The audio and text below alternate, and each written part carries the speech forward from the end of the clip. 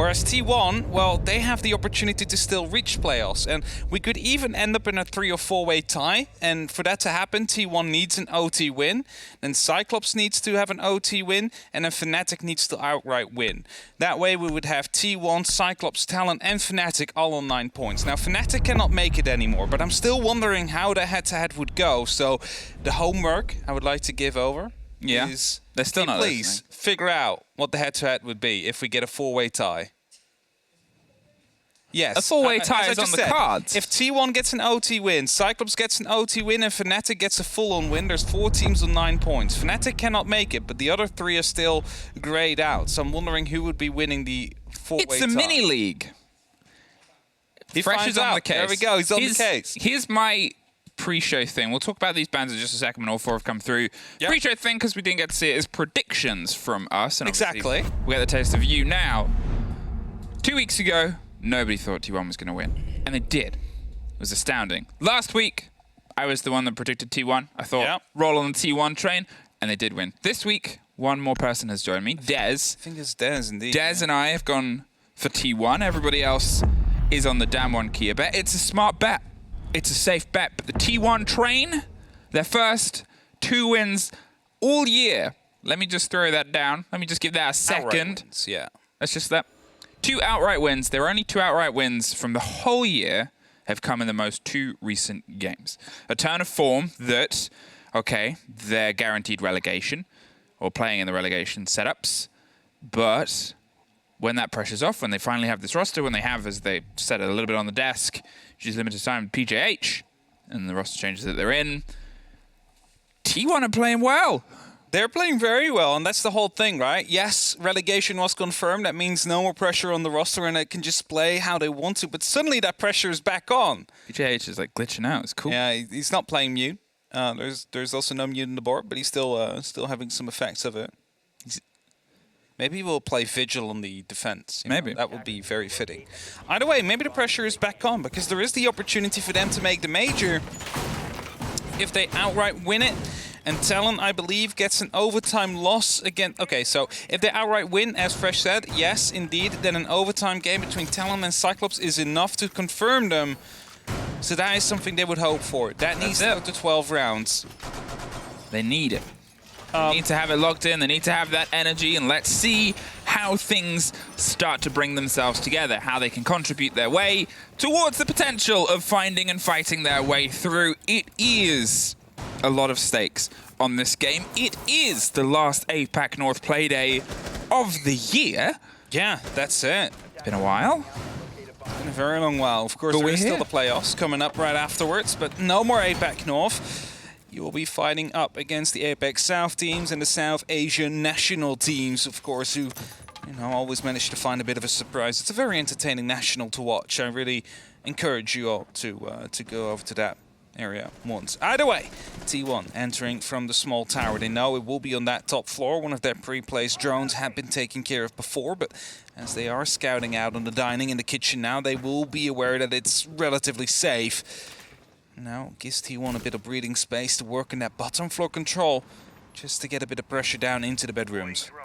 Now, one of the parts here that's obviously, I said we'll talk about it a little bit later, is the ban. Ziana as a removal of T1 is going to hurt DAMWON Kia a bit, because they are one of the teams from this region that does play as a similar way that you see in EU. Similar way that you see is that sort of entry frag. When you have big players like Yas sort of picking up that role, or Rin, it's a danger. And the removal there is almost a response in a way to the Ying, who T1 can play and have played, but also DK have suffered against more than anything, and I think they just want to sort of limit that play. And here's a bit of a limitation with an Iana-less game. Starting to burn your way through these gates, starting to see if you can get the swing on. She is an absolute sinkhole of utility. Katan's able to slip past away from some of that utility. The claw goes out, will catch it. A second grenade misses there, and that means the claw is going to be able to catch the exothermic, but the second claw now has been removed. There's still going to be 2 impacts though on the side of Katsang. Has the opportunity to trick the exothermic off the wall if he does it successfully, but he fails to do so, and that means the opening is there. Tries to take the gunfight instead onto the wall as he falls back towards the white stairs. DK playing aggressive here. They're trying to make sure they put as much pressure onto the walk-in cupboard as possible. They're well aware that it's being a trophy push, and with Woogieman underneath, they still have some extension, some stretch. Yes, 2. He's playing on the freezer stairs. He's making sure he has a bit of an approach, as 11 is that bit of a drive. A C4 over the top doesn't quite connect through the hole and over the smoke as they make sure that they have some clarity on the swing onto trophy door. The width and the burn as Rin is the only thing holding them down just for now as the smoke canisters come through. The first fight goes their way, the second goes off. Arakaze picks it up, gets the diffuser, gets dropped from underneath. No, it was Coded just on the flat fight, goes for the second on the swing and cuts a man in half. With Katsang getting one more, it's Woogieman on the backside. Even though there was a player underneath, they did not need it because the shotgun did more than enough. Yeah, very good play there from DK. Managing to drop the diffuser in the first go. Very important, otherwise it would have been inside of that smoke. Just hiding in that corner with the cover being up right after. So it was crucial that that diffuser was dropped. And it gave the opportunity as well for Coated with that shotgun to come in playing to just blast anybody who tried to go for any alternative plant spots. And now DK, well, they find their first round in a game that is just going to be the very final game for them of APAC North. Of course, we'll be playing at the playoffs later, so do not want to go all out, you would dare to say. But DK have suffered this split. They've struggled a bit. They haven't quite had the overpowering power that we expected them to have based on their recent swings on the international stage. They've put in a great performance. Neither have Cyclops, really, this split, but at least DAMWON have found a little bit of energy. A bit earlier than Cyclops did. They've been able to take a couple of their wins throughout the season and then a block of 2 in the most recent games, similar to T1. But still, it's not the confidence that we're used to seeing from them. Whether they're going to try and throw themselves into this game with all the pressure and the sweat of before, it might make the pressure, make them, or the lack of pressure even, make them play more like we're used to seeing. Because, as you said, for DAMWON right now, they cannot move up or down. They're locked. That's it. They're locked into place in both the seasonal standings as the stage-wide standings. So they're just preparing for the playoffs at this point. Maybe even trying to go out with a bit of a bang, showing that it was just a bit of a slump they were in, but they're back on form now as Rin trying to go for the very first gunfight here. Misses the opportunity twice. You have to be careful now, though, because they are well aware of the angle you're currently playing.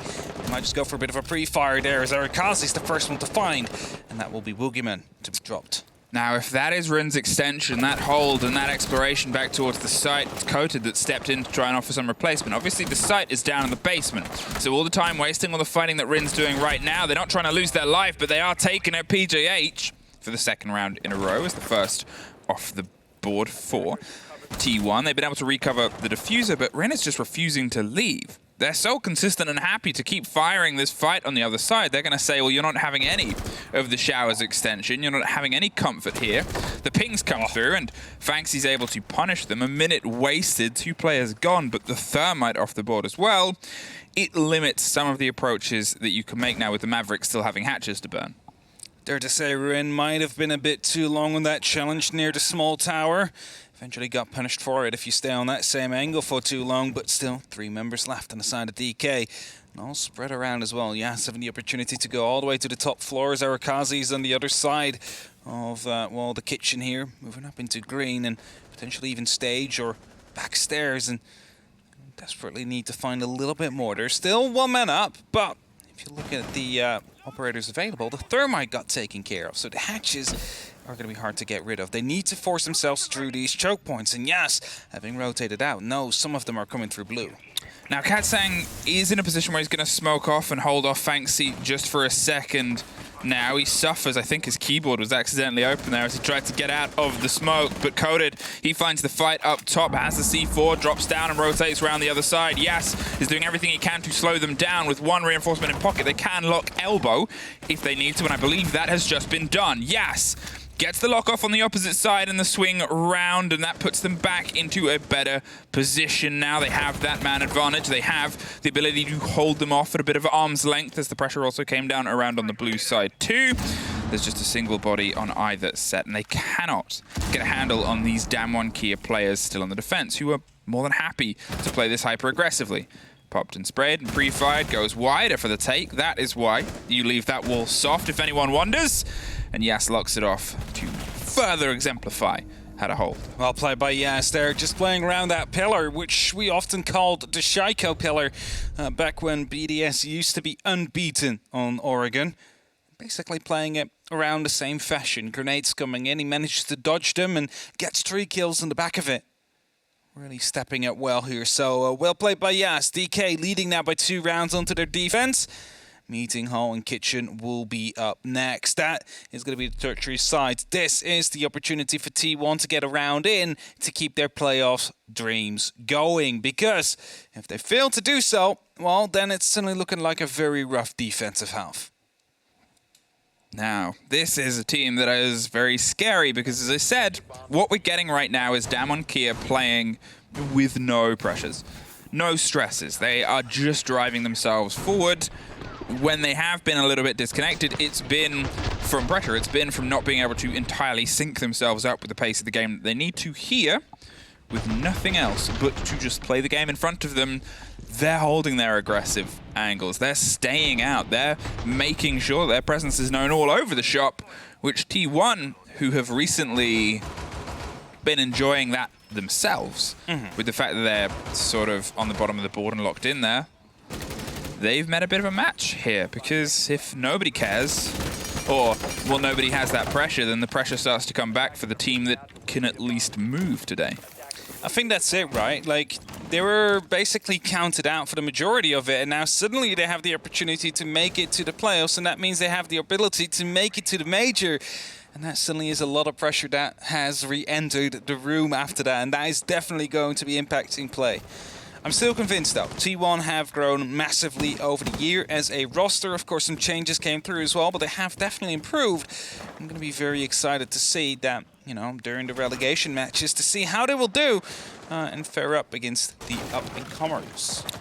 T1, their previous 2 wins have been met and built by a huge amount of pace. They've been happy to explore the map and everything that it offers. That is something that I sort of highlighted a little bit just before when I'm saying that that's how DAMWON Kia are meeting this so far. And so far, this round seems a little bit sharper from them. They're making sure that they're putting pressure inside the building. They're going for a bit of a stretch and a little bit more of a claustrophobic. And the pressure is hotter. The pressure is sharper. They know how they need this round, because if DK are able to pull off the 3-round rotation, then they might start running away. 11 is solo on the far other side as the pings and the tracks start to come through. Take. They want to open up this wall around the corner. Rin tries to swing with the Elder, managed to get one. Just gets swung on right after, though, and that means there's now control of the meeting room. The plant's already going down. PGH right behind the shield. Potentially will be opened up with an exothermic soon as well to create a bit of an extra angle. And as 11 takes the gunfight here, he clears out one member out of green. There's still a secondary one, though, with a shotgun, but also an SMG-11. Katsang picks up that kill. Yas is down. 45 seconds and smoke canister still in pocket. Gonna go pick up Yas. Obviously, the time is much more crucial than anything else right now, as Woogieman has crept his way in around the back. Dropped by PGH, who was crept behind on the floor. They have that shield to offer some protection. They're making sure they don't overstretch. Crazy Boy with one more. This is exactly what T1 needed. Yas, obviously the man who was down, is back up, and he's had a heck of a season, but 3 versus 1, and they have all that control. Isn't easy for anybody. T1, they're able to find their first round. It's the tertiary take, but can they build behind it? Can they find a little bit of that confidence that they flaunted so magnificently in the previous 2 maps? That's it. Ideally, they will get 1, maybe 2 more rounds in this half to really set themselves up well for the secondary part. Because, as we said, they need an all-out win. If they do not, suddenly things become a lot more dicey. They need the other game to go their way because, well, I've just got news as well that the 4-way tie we would go into, or even the 3-way tie if Fnatic loses out, is always going to be won by Cyclops because they managed to get all their points in the mini-league. From the mini-league. So that is going to be a very, very good thing for them. But yeah, it needs to be an outright win. If it's not, there is still an opportunity for T1. I believe that goes into play where it will be Cyclops that... Actually, no, that does go Cyclops' way as well. So it just needs to be an all-out win. There's no other option. Well, 3 points or nothing. They would know this. They will know this. They will know this. They knew what they needed going into this, and they knew that the pressure was there, and they've broken a little bit of that thick, awkward air of we haven't quite been able to bring anything together, because to be fair, you know, they were able to pull off some of the starts. It was just cautious. It was a little bit lukewarm. It wasn't quite the sharp aggression that we've seen played so well. PJH, for everything that he's contributed to the team over the previous 2 wins, going down as the first body for T1 twice in a row, it doesn't make things easier. It brings that additional challenge. Having a success story, having that scratched by your name is just such a big boon. The Jackal as well, in the hands of Arakaze, another player who has been a big boon for the team, is something that is kind of repeatedly putting a bit of pressure here onto T1. They're opening up the stretch. A different take this time around, or at least a different start to take a shower as the first focus. Just to make sure you have that bottom floor under control is such a big help, is Crazy Boy creating themselves a line of sight into the attic just to put some pressure down. It's not necessarily to challenge itself as 11. He's going to get traded out, gets coded before Katsang responds to him. The smoke gone though. It's a very good pickup there from 11. Of course, you wanted to see a little bit more out of him. He's been the star player of the team for such a long time, and you know, he's been falling off a little bit during stage 3, but the rest of the team has been picking up, so at least that is going well for T1. And the lack of smokes now, that might actually be a difference maker if they want to go for a push late on. It was bold and brave, obviously not entirely sure what the intel he was working with, but to swing it onto Armory and to get into a fight that quick, you assume he had knowledge of a player there, maybe just not the sort of backup and support that came through via Trophy. It puts them in a bit of a tricky situation because both teams have now lost that utility. Coated on the Smoke, who's been a consistency in terms of slowing down the pace. You're looking at the angles and the type play you've got to rock off here. That popped off. Yeah, he got it on the beam, actually. Didn't fly through and hit the actual fan. It was on the beam, and that means the opening is there as grenades are being tossed in from below to try and deal with some of the utility that has been placed. Now, the wall has been opened up, but we've seen that already once before. Last back then, it was a shotgun from Kota to come around the corner to actually stop it from happening. Now, he has been taken care of, so no more shotguns. They need to make do with their actual rifles now. Using a grenade to burn through an Aruni gate is probably the cost of those smokes that we saw, or the utility that was lost from the pockets of 11 even, all the pops that could have gone through with that as the Gon 6 gets caught out, trying to get a bit of an opening there. And trying to burn off anything that might keep this from bouncing just around the corner. Yas goes a bit wider, and Katsang goes even wider still. PJH has dropped around walk-in area as Arakaze is able to battle back and yet again, once again, pick up the diffuser. But less than 30 seconds. Fanksy putting the body balance in their favor. Arakaze is going to see if he can stick as the fight and the impact doesn't quite have the impact it wanted post-plant. Suddenly we're in a 3 versus 1 and Woogieman has had to find his way up white stairs. The last scratch here, but they're well aware as Crazy Boy takes the first fight. They've got themselves separated and they don't need to take it, but they lose it anyway. Arakaze's dropped. The slow creep round, and again, all the intel comes through for Woogieman at this point. It's a bit of a split push. He's going to see if he can isolate just one of them, but neither is overstretching or over-peaking because they need to attack it together. T1 find their second round. Both waiting for Woogieman to make the move there, and indeed, as you said, the second round to be coming in. Very important here for T1. Let's see if they can find one more. That is when that pick that you've made on T1 is coming in clutch. That's when T1 have the opportunity to really start locking off the game here and put themselves into a pole position for the very final spot in the playoffs. And what a story it would be. The team that gets relegated, wasn't able to win out a game all year long, managed to then win the final 3 games of the season, make it to playoffs, and imagine if they make it to the major. Like, the story would be insane. A relegated team to come up in Sweden. The T1 train. But we're talking of possibilities, and we haven't really got it to leave the station just yet. There is still a lot of this game ahead of us. Bringing it back to a 2-2 balance is a good split. Yes, picking up the Warden. Now, whether they're expecting more of these smoke plays, which to be fair, we've seen a couple of executes now. The executes that we have generally seen have been behind the mantle of the smoke. The only one that wasn't was the first round to win, where they were able to sneak their way in and dig behind the shield. So, playing this Warden, playing against a game that maybe T1 feels is a little bit safe right now is potentially going to pop off. If anyone can play a pop-off game, Yas is often a name that we find ourselves shouting. Yeah, he's been considered the best player in APAC North for a long time now. And he's going to be trying to take the very first gunfight yet once more. Inside the small tower, hoping he gets misdrone. It's the sledge to open up, takes the gunfight. Should have spotted out Yes there, and now you know. Oh, that's not an angle I would like to challenge because he's going to be holding it pixel perfect. You need to get a bit of support in from the rest of your team, who is right now just trying to deal with the top floor control. Yeah, he was waiting for a drone to come around. He's just put a bit of fear into the pockets of T1, but note the differences as to when we saw them hold this before. They held it forever. Rin really dug themselves in and tried to make sure that they could keep some of the control here, and that's obviously not the story this time around. They've realized they can still put a better flat firefight down on the site itself. Slow creeping and crawling. A hot ping means that they're trying to make them aware, and I guess hoping that they rotate up towards the possibility of the attic. Sort of say, listen, they've spotted you here, you've got a rotation up here, are you going to try and utilize it? They don't fall for the bait. And 11 slow creeps his way down and finds himself able to lock off the backside. It's making barely any noise, but I believe Boogeyman has fallen back already. No, he's still on those stairs, and he's trying to come around the corner right here. Gets the very first kill to 11 to drop first. Boogeyman even dealing a little bit of damage towards Arikaze, who now I believe is trying to get the scan in to at least force the Jaeger to fall back so they can take the big stairs under control, but he swings even more. Boogeyman gets his second of the round, and it's a 5-on-3 right now. Remember to start opening up the hatches, but the damage has already been done. I mean, the first was just great timing there from Boogeyman. Swung and put the pressure on. The second was a great play. It's a double. It's Yas, locks it out, and he is able to put all the pressure on the world on PJH, who had a problem of being the first off. Now he has the problem of being the last one left. In a 5 versus 1, it is even tougher than the 3 versus 1 we said was tough earlier.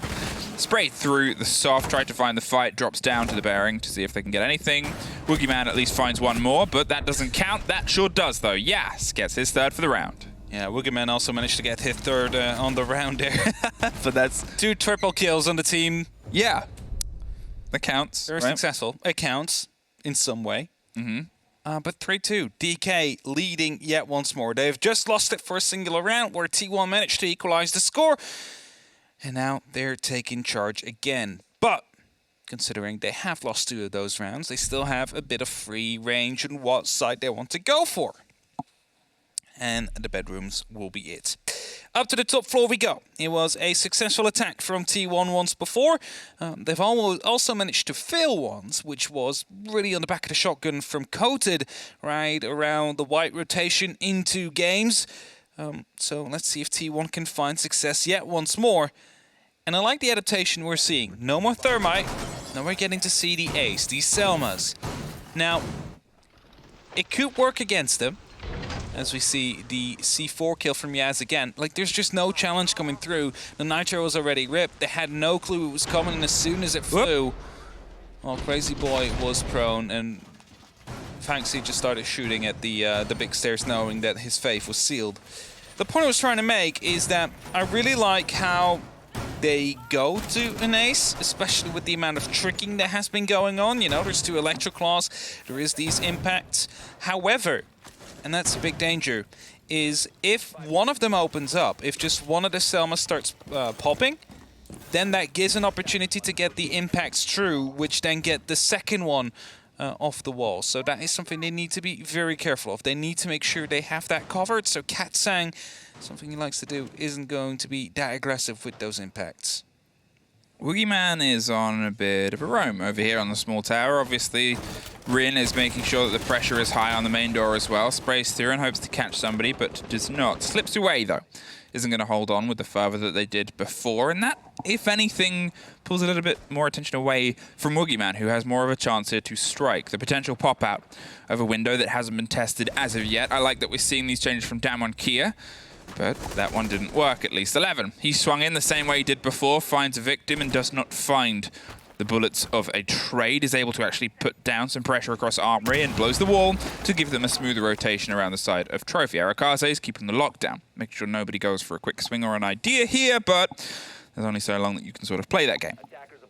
And Cat Sang holding off the green door towards the stage, and Fanxi, well, he might actually find himself caught off by that one if he's not too careful. Still trying to take care of the bottom floor. Of course, has those grenades, could use them vertically, and as the next adrenaline surge comes in, It will be him trying to make a bit of a push now. Of course, he is used to heal some people back up to full HP. I don't think anybody did take any damage though, so not quite sure what the reason for it was. The Great coming in on the top of Attic, but it's not going to be able to find anyone. Well, how are you going to approach this next problem then, T1? As DAMWON Kia, they're reimagining their defense. They're pulling themselves back to a little bit more of a solid lock-in. I think they're concerned of the Attic swing and the potential that might come through here as the walk-in wall gets dropped another time. Yas finds Fanxy underneath, locks them off and keeps that verticality in their favor, but still, as PJH is able to lock it more, now they've got to try and swing their way up. 3 bodies on white stairs. Makes things very awkward, but Katsang makes things at least almost possible. Finds the swing on the first fight and is allowing the rest of the DAMWON Kia players to move in behind him. They have been able to rebuild, even though things sort of looked a little bit lost, and Yas is going to widen that rotation even further. Everybody back on the site now, at least to some sort. 44 seconds on that clock as the default or bulletproof cam gets taken care of.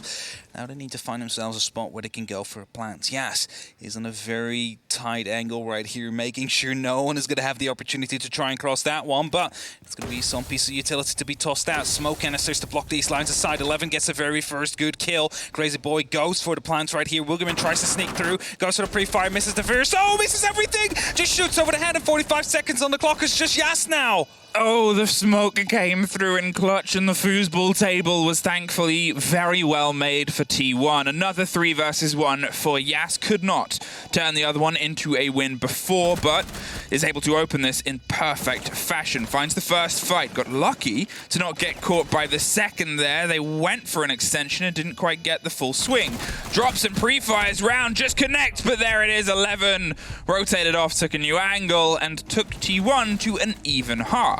Just in time as well. Yas was almost able to go back and get back to safety to take another one-on-one when he had the information for the final player.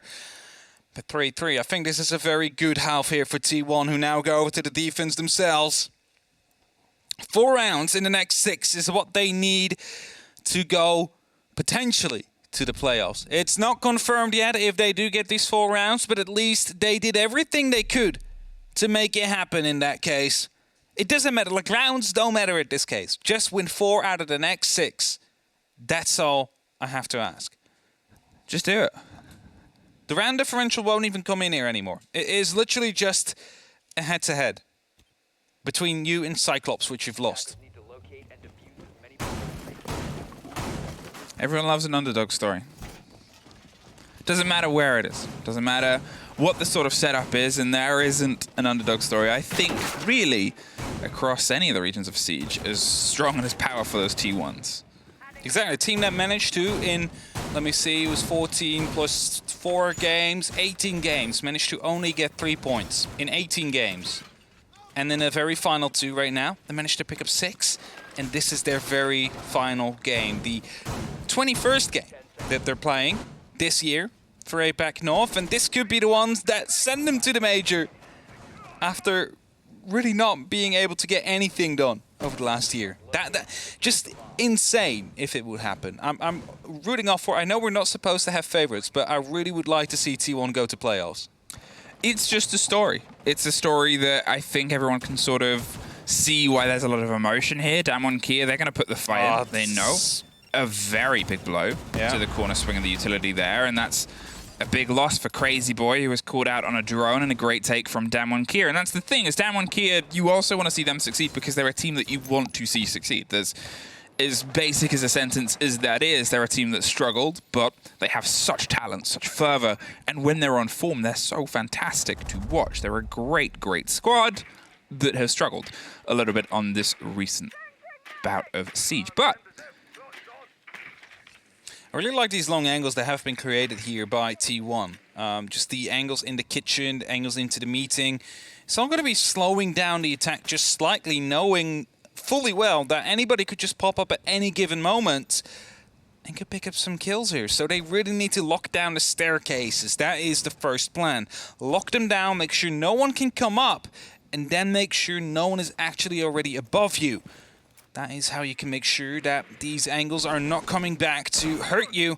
This Crazy Boy is the first one to take some damage now. Has found out that the shield is gone. Has found out the ADSs are gone as well. But for now, no blue pressure to really come through. So it might not hurt them as much as it could.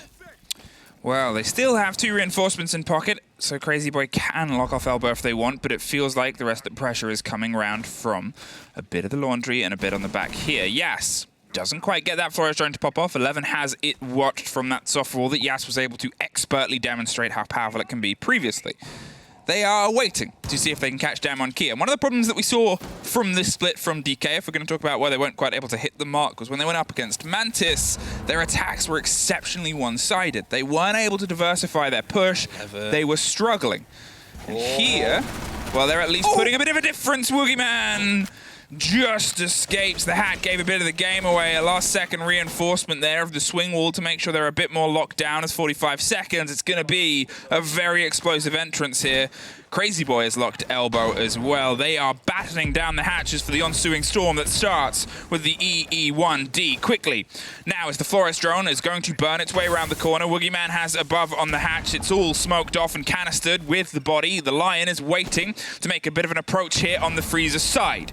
As soon as this canister starts to go off, an E1D is the match response. Yas, no way through on that way, apart from a bit of an opening for an angle. Coated can't quite get the plan as the canister comes through. 10 seconds, and PJH finally opens it up. Nitro, there's a Nitro! DK in the Nitro doesn't quite get the lock, but it's Crazy Boy and Katsang with one apiece. Yas is doing everything to hold them off as they go for a new plant spot. Rin goes wide, gets dropped. They just have to find the man with his head on the ground, and T1 finally hold on. What a round that was, and I was kind of worried, but also intrigued by the way where they, there was the rotation into Elbow, there was the angles into the Freezer, and there was the big wall that was open up towards the back stairs, but they kept 3 reinforcements in pocket. And normally it'd be like, you need to do something with them. You keep one at least a close of Elbow. But as the pressure started to siphon down from the Freezer, they decided, you know what, time to close up that Freezer, let them work for it. As soon as they started coming from the Elbow, we close off that wall as well, just like the back stairs. And suddenly they have to go through the choke points. They have to go through these doors, which are being locked off by C4s, by Toxic Babes. And as a result, they managed to get it in the end. It was close. It came on the back of 2 gunfights, which were crucially won by T1. But they managed to get it nonetheless, just by changing the site 3 different times in the round, which then changes the whole attack chemistry that DK had. It was last minute. There's no 2 ways about that. But that sort of play and ploy of, it's open. Oh, no, wait. You thought we were open? You fool. You gotta be last minute about it. Yeah. And they're able to successfully got it off. They trusted that DAMWON Kia would want to do intel gathering before they went for their push. They trusted that there wouldn't be somebody to automatically go for an aggressive swing. Obviously, it put DAMWON Kia in a bit of a tricky situation. The fact that when Elbow did get popped open, it wasn't a rotatable hole, I believe. It was just an angle that they could hold, which, isolates one of the best players. It isolates somebody that could be a big problem. And it pulled off. But also, this game has already gone 3-3. It's been an even half, and it was close. It was to the wire. One of those firefights went a different way, and it could have been a 2 versus 1 on the other side. Interesting spawn peek here. I was a bit worried when he was droned out, just sitting up in the classroom. I'm like, please, don't play it for longer than you have to, because you're just going to lose your life as a result. But, of course, didn't. Yes, now trying to take control of the master bedroom. Going in with the drone, spots out a shield up there. There's also a Mew Jammer close to the door, so maybe, just maybe, they're not even going to be able to get the Flores drones out there. Fanxy, though, has an aggressive rotation towards the balcony. Not sure they have a reinforcement left. That is definitely meant for this wall. That as soon as the pressure... There you go. So as soon as they get aware of it, they just close it off yet once more and fall back into secondary positions. I really like it when teams play this, well, fluent around the map. When they, they just close off angles as the round progresses. T1 are keeping them guessing. They're keeping a bit of a game here, and 11's able to find a drone, but Rin and Woogieman with the E1Ds and the finger boost that can offer here could put quick pressure. Coated, in the meantime, suffers around Trophy as I believe Arakaze went for a bit of a swing round there and was able to put some damage down. The boost comes around, picks him up just a little, and PJH is here to try and cause some problems. Popped with a heavy gun, and just pulled away from what looked like an attempted grenade throw. They weren't quite caught out, and this is DAMWON Kia again, trying to find a way in. They're trying to build a route here, and T1 are just keeping everything quite chaotic. And now this wall will be opened up, so there is an opportunity to go for games as Fanxi takes a little bit of damage, tries to go aggressive and rotate out, but gets caught off by Yas, who rightfully so manages to pick up the opening kill here. There is the rotation into the attic now, which they can try and utilize. I'm quite wondering what T1 is trying to do next. It seems like they want to go for a big flank back up the armory stairs, and if this works out, it's going to be massive. But it doesn't. Woogieman is on lockdown from outside, rotated round from the opposite side to make sure that they had some cover. The E1D pops out too.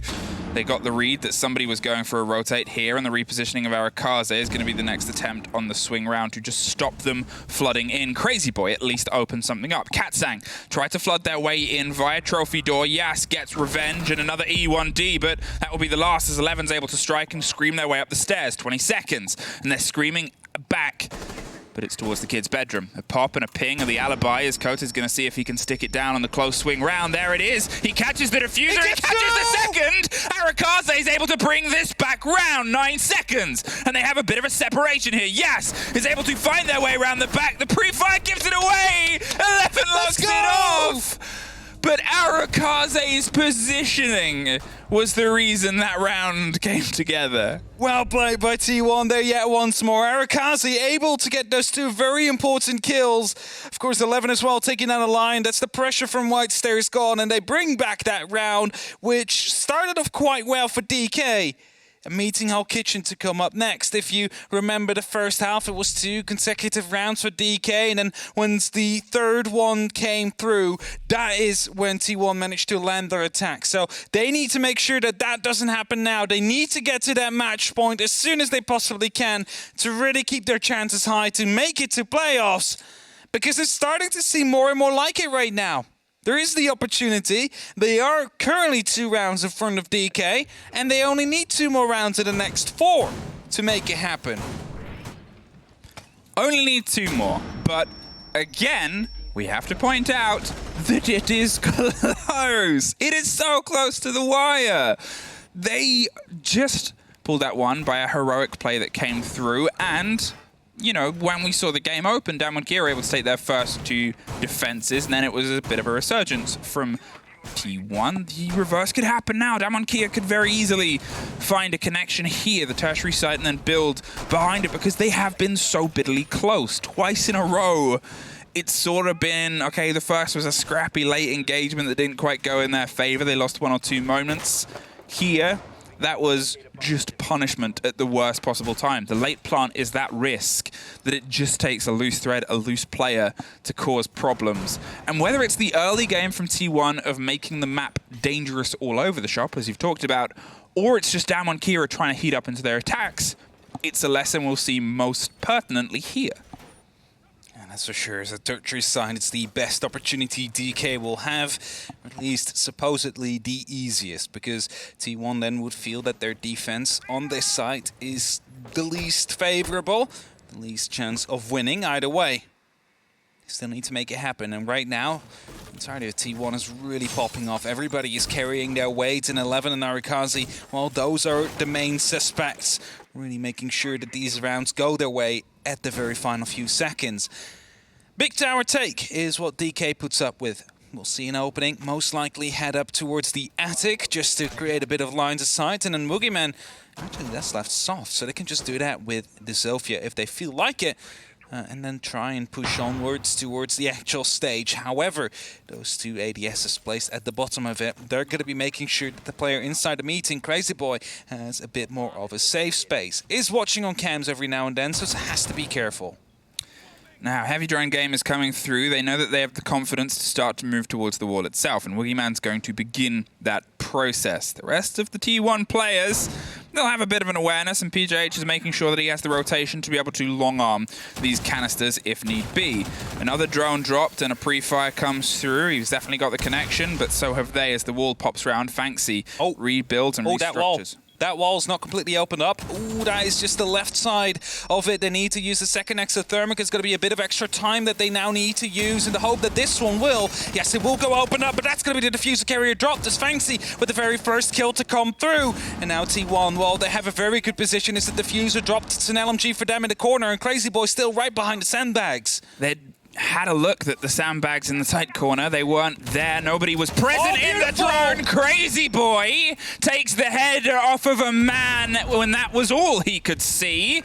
And the canisters swung around from the kitchen are once again gonna slow down DAMWON Kia, who are once again finding themselves unfortunately stalled on the approach into the site itself. 30 seconds. And they're able to take one more. Fancy with the close swing. Katsang suffers next. An impact just to try and cement. Nobody is getting close, but with the diffuser still cold on the far side in the corner of the stage, it's Woogieman who's gone for the long creep, but they're aware. 11 has that locked down. It's 10 seconds and a 1 versus 5 for an injured Katsang to see if he can find anything, but T1 with a flawless round to put them 1 round away from potential playoffs. And what a statement they're currently making. T1, you have 3 rounds. 3 rounds to try and lock it off, to get the opportunity to make it to the playoffs. Are they going to be making it here? That's the question. They have 3 opportunities and they cycle through the sites with every single one they get. Laundry is yet once more unlocked. It was a close one. It came on the back of, locking off the sites time and time again.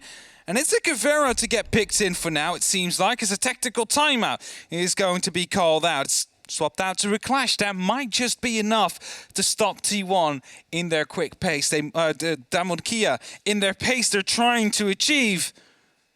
And DK, of course, with a pick themselves as well to come through.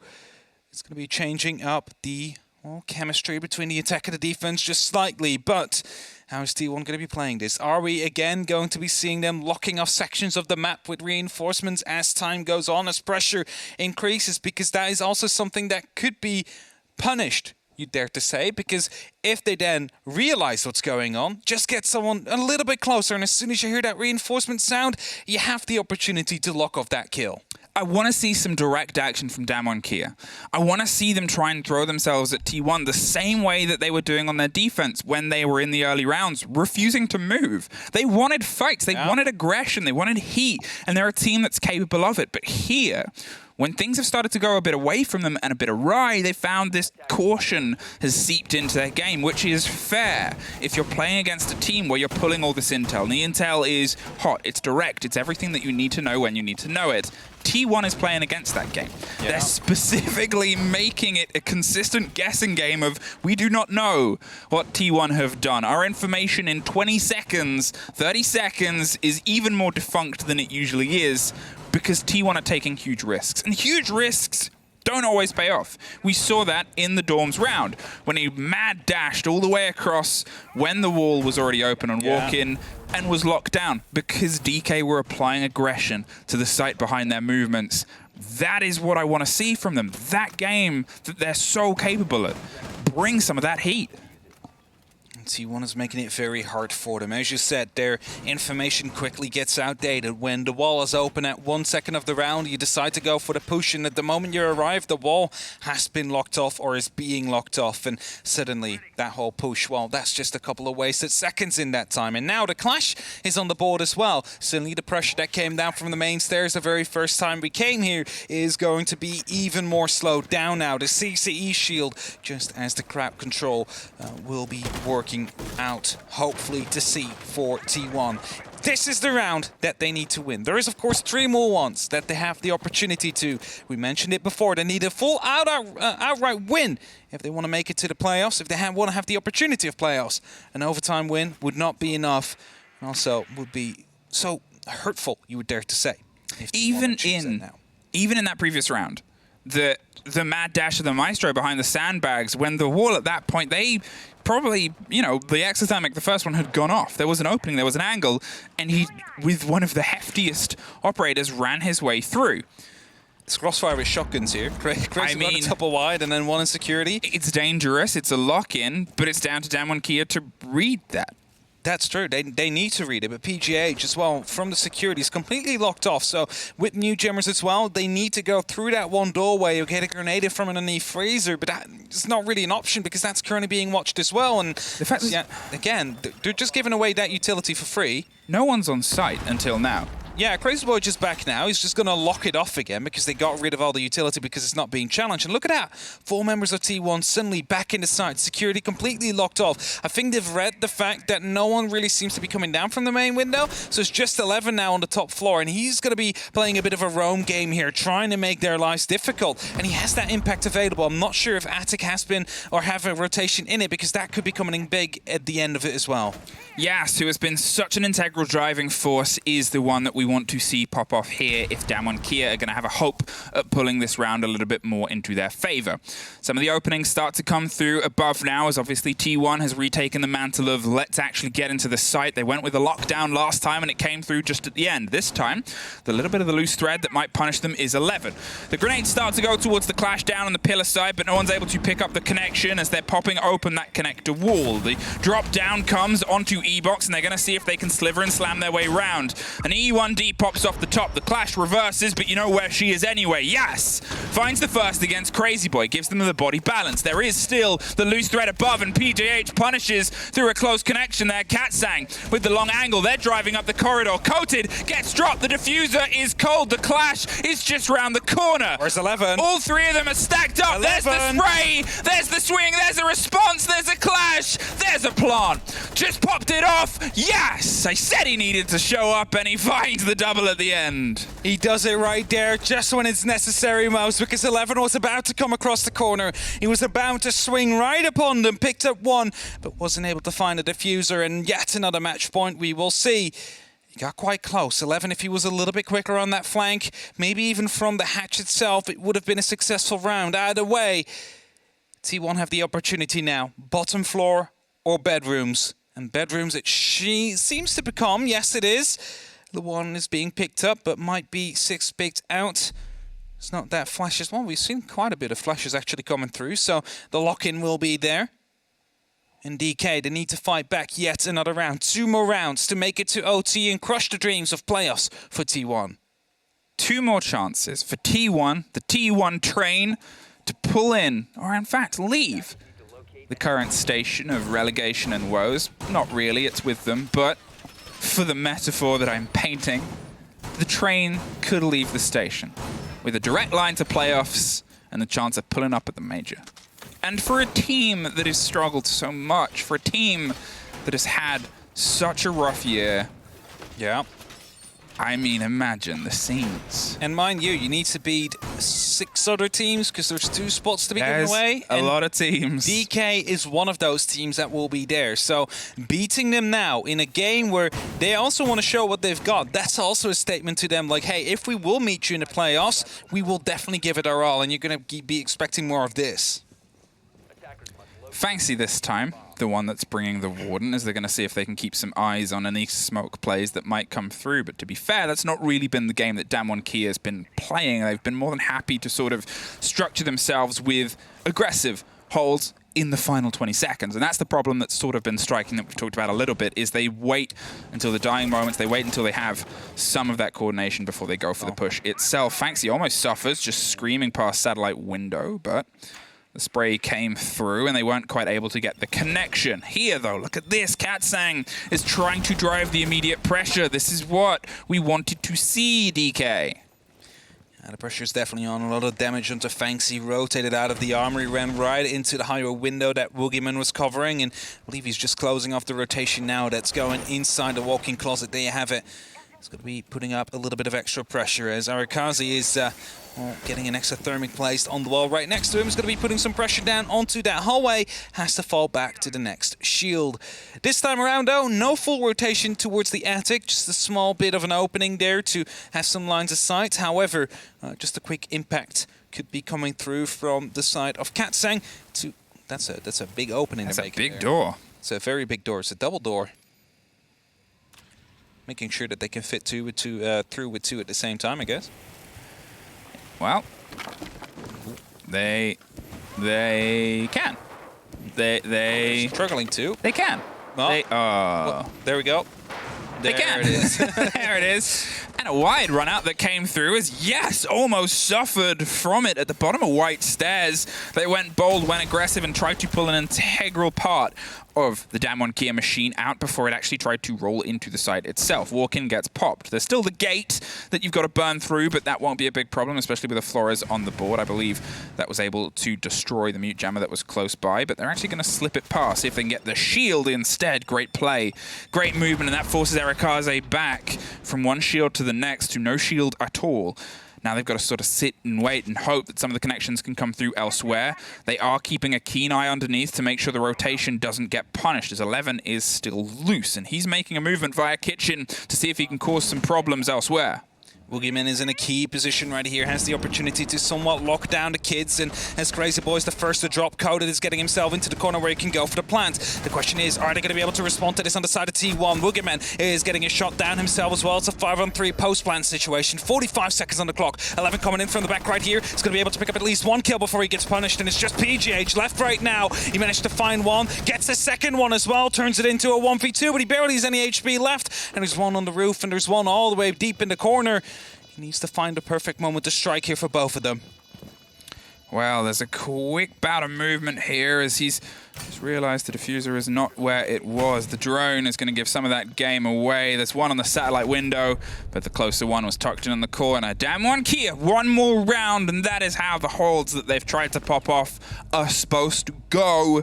They made sure that the territory and the information that they had, they acted upon. The quick play towards the pressure at the top of Armory Stairs with the mistakes and the slowdowns that we saw them suffer before, they have learned. And they have one more round to try and pull themselves to OT. T1 take their timeout. Sort of desperately needed right now. They just need to connect a couple more dots for the T1 train. That's it. Just get the 7th dot connected to the other 6 you already have. And then Playoffs is yours. After such a difficult year for them, it would be at least a highlight to end off their competitive year with it. 10 seconds on their tactical timeout left. The pressure is on. They are so close. It's within arm's length. They just need to lock off their very final defense. And they have 3 sites to choose from, 4 even.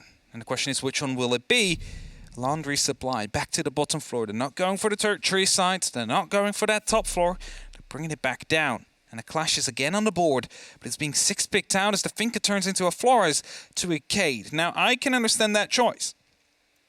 You want to make sure that the Thermite of Coated is not allowed to open up those walls that matter so much. Of course, the Maverick is on the board, but if they manage to get Woogieman somewhere, somehow, then this round should be T1's, because the amount of work that the Maverick has done over these past couple of rounds, just making these kill holes and the kills that came out of it, have been insane. So he's definitely carrying a big target on his back, Woogieman currently is. And T1, this is your final opportunity, your final shot at making it to the playoffs.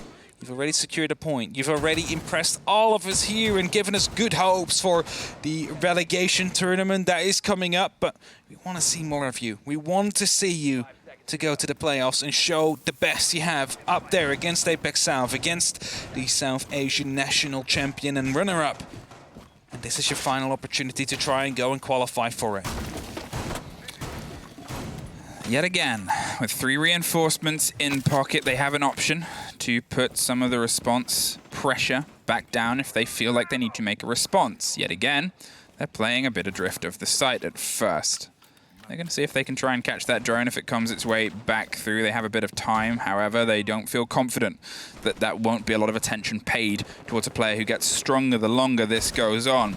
The drone gets dropped for the first time. We've seen someone playing behind the elbow shield, a spot that was very often just sort of left. Yeah, 2 ADSs and a shield were just set up there all the time, and never someone played behind it. And every single time, Yas was able to just freely take care of those pieces of utility.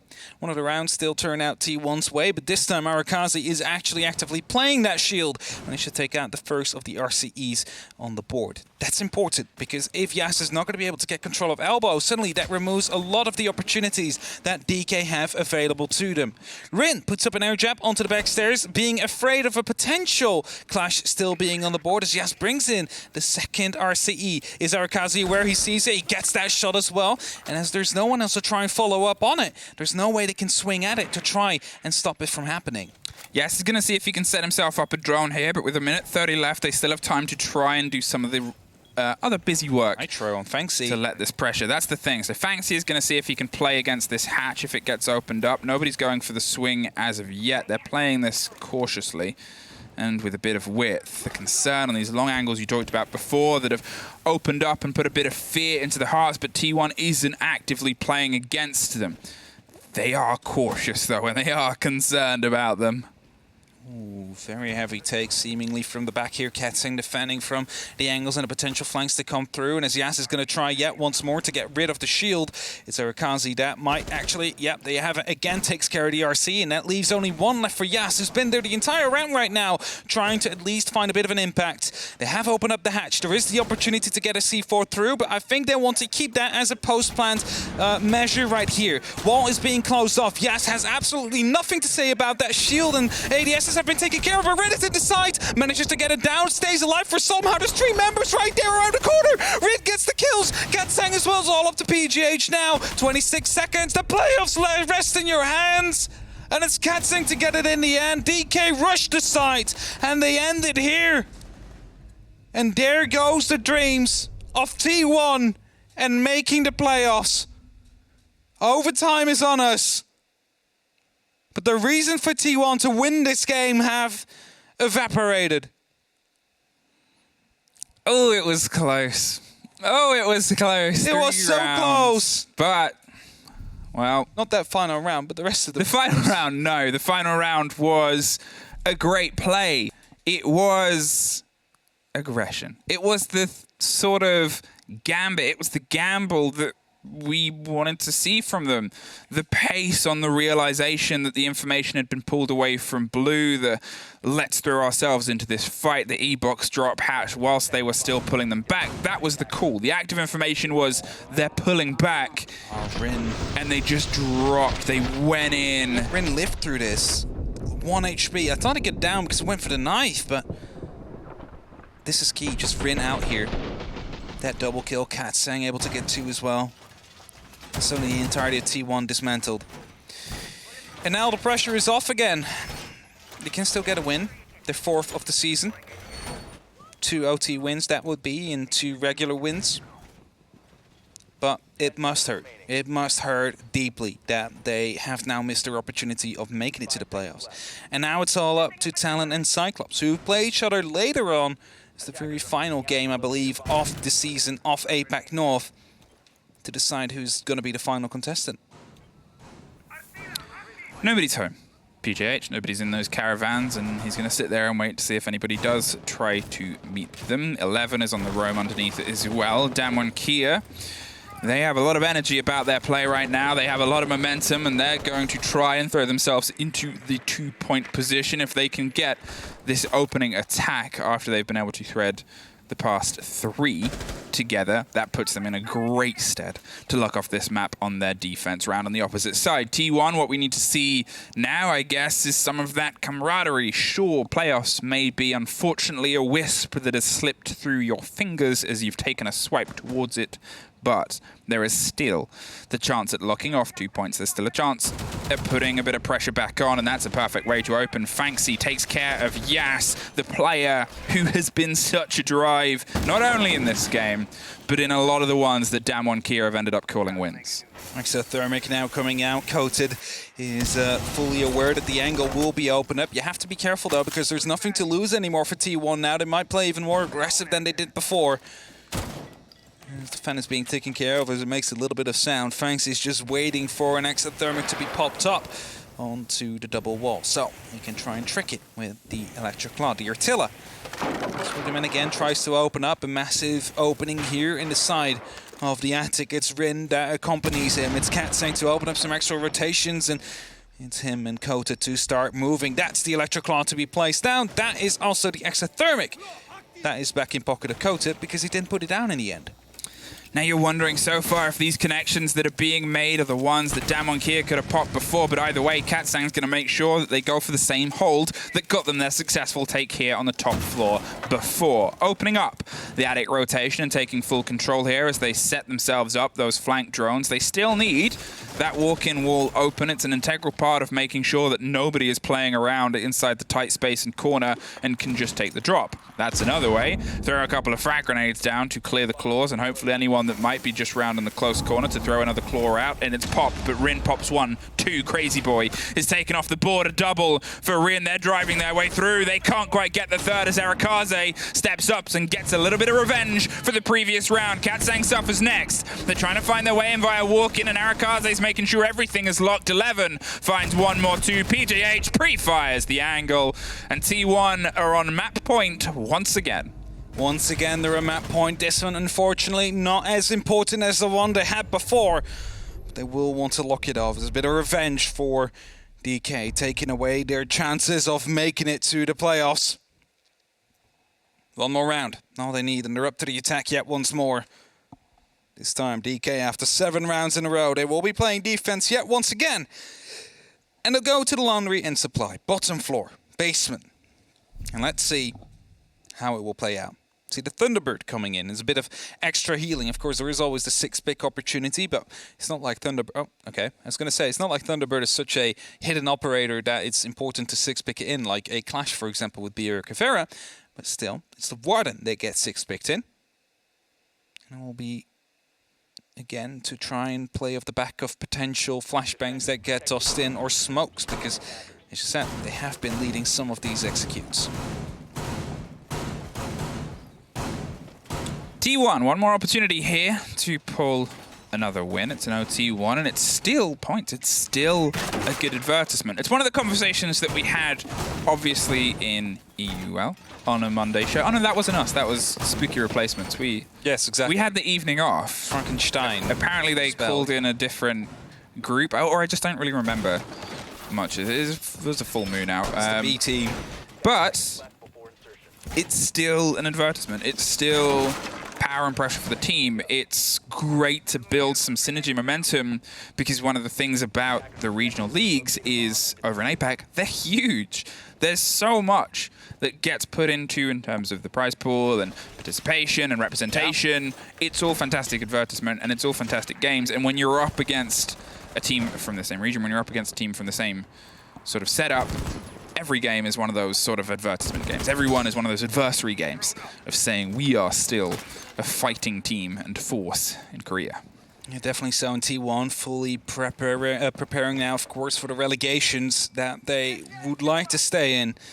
I mean, they got the invite into the league this year, and it took them a while to get going, but they're definitely a team to consider right now. And if you look at their results actually inside of the Korean Open, they're currently 4th place, right behind Talon, Mantis, and DAMWON Kia. So they're basically best of the rest, 4 points loose of any of the other teams. So don't really have to worry too much from that front. Either way, T1 will want to lock off this game, this very final game, to put a stamp on their end of this year's season.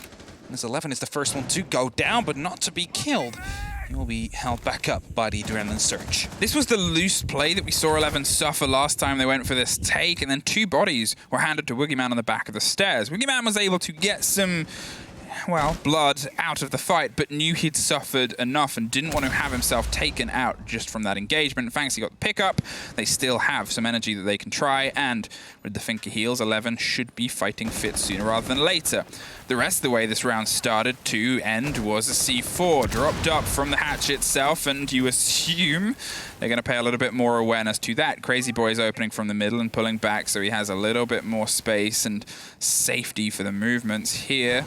They're being a bit more cautious about it. They're not entirely stacked. Coated is underneath, but Crazy Boy is still being cautious. They spread themselves a bit wider. Rin is tucked behind the shields. They now put their eyes towards the chance at breaking blue. Coated inside of the Harry Potter area. It's the opportunity to swing with the shotgun, but as well with the SMG-11. Multiple opportunities. And if someone would be to drop down that hatch, that is, oh, they now know that is going to be a scan, and Coated is forced to go a bit more aggressive. His position has been given away, goes through, and tries to get inside of the blue area. On the tarps right now, close around the corner. That ping has been given out, and he tries to rotate yet once more. He's trying to find somewhere safe, but nowhere exists. The hatch was a fight as well. Woogie Man gets the first, drop down. He's round the corner. There's a body that's close to down. It's Woogie Man dropped, but Coated keeps them safe. Now suddenly, with only 18 seconds, a C4 loose thrown over the top and a shotgun locked close. Coated is able to at least keep himself alive around the corner, tucked off, dropped down. Crazy Boy swings and puts the pressure. They've got to try and stick this and hold the angle. Rin finds Crazy Boy over the top. Levin finds one more. It's a 2 versus Kia round. DAMWON Kia just pulled themselves together in the last second. A great rotation on Elbow. Yeah, great rotation to come through. That was eventually the kill that was necessary. And we go all the way to round 15 to decide who wins this game. A game where T1 was looking like they could be making it to the playoffs. Turn into, well, just the complete 15 rounds now to lock it off. A fitting end for their season, which had been rough on them. But a very final rough game, which they have the opportunity to win. And Laundry Supply will be yet once more the site they choose to go to. It's the site where they lost the opportunity for the playoffs. And it's the site where they now want to take revenge to DK and show that they can indeed win these games. One more round. All the way. And I guess on a 3-3 opening half, you might have predicted it, but then it was a 6-3 and things looked a little bit slippy for DAMWON Kia, who have since been able to step their way back into this. T1 just haven't quite been able to lock it off with the confidence that DAMWON Kia have been able to have. T1 have struggled in that final close down. Sometimes they're sort of grasping and grabbing and able to pull plucky parts apart. They have one more hold, one more chance to see if they can keep a consistent lockdown here, and their last defense win opened with a swing round to take care of Yas before he could start doing damage. Alrighty. DK, T1, give us all you got, every single one of you. This is the very final round of your seasons. Of course, DK still has the playoffs to come up right after this, but T1, you're just giving yourself off and showing what you've got right before the relegations. Ready, set. You're basically fourth. You're best of the rest in your own regional national league, so no need to worry there. Just need to make sure that they end the season with a high. And as Yas again trying to get rid of that shield, might be well aware now that Arakazi is playing it. It took them 2 rounds to get used to potential RC Retiros to come in, but they're definitely well aware now. And they are very well aware that a push could be coming in from the backstairs as well. This DK just gathering information for the last minute or so. And soon they'll start opening up these hatches. That's it. Katsang is a solo player currently working around on the opposite side to draw some attention that Fancy will be the one that meets their mantle and metal here. Yes, he's going to see if he can open up blue and cause some problems, but to be fair, the lockdown and the pullback was the biggest problem T1 suffered on their hold this time last time round. It was punished by quick feet and quick aggression led by Rin on the drop down through the E-box hatch. They probably won't go for the same sort of hold unless they are able to punish a similar mistake from T1, but T1 have shown that they can learn from things disconnecting. They've shown that they can bring a little bit extra, unfortunately for them. So have DAMWON Kia, who are going for a steady clear. Fancy suffers as the play round, waiting for the hatch to finally pop up, but that puts them in a bit of a tricky situation because he knows that they know where he is. Instead goes for the reinforcement on the swing hatch to make sure they don't have the clear entrance that they had before. They're doing a bit of this busybody work earlier as Arakaze is going to hold off for now. The electrification goes back round. A good call, because that was last time opened up by a Hibana. Of course, that's not on the board right now, but there is still going to be the opportunity for it as Arakaze takes a gunfight onto Yas. There is the opportunity for him now to fall back, but surely they want to get rid of that utility first. And new Red Hero drone is being brought in, but that one will not succeed. The two ADSs start to get wasted now, and the next Flashbringer comes in as well, so they need to lock it off now as he's fully flashed. And it starts to, all the pressure starts to come down. All of that utility drops. Rin gets the call there, and we saw that connection wall get open too. Woogieman, he's going to start burning these angle holes. He's been able to punish people through so much, and Yas is the one that keeps the lockdown. Tries to swing around and pepper bullets, but 20 seconds, and he is needed elsewhere. A bit of damage done to a fair few T1 players, but it just takes a couple of bullets to connect for things to start going their favor. The canister pops, and Yas finds 11 through a couple of walls and holes. Coated goes down. Katsang gets one back. It's the diffuser. Cold and Fanxy locks it off on the corridor. It's a 2 versus 3. The shotgun pot round the corner. It's just Yas left. He cannot quite get the connection. The T1 train that Dez hopped on alongside me at least gets a win, at least gets some points, and has a positive end to a season that was tough, for lack of a lot of better words. But no playoffs for them. Only 2 points. A bittersweet ending. It is a bittersweet ending, and you see PGH, it means so much. It's a very rough year, and a singular round, a singular push is eventually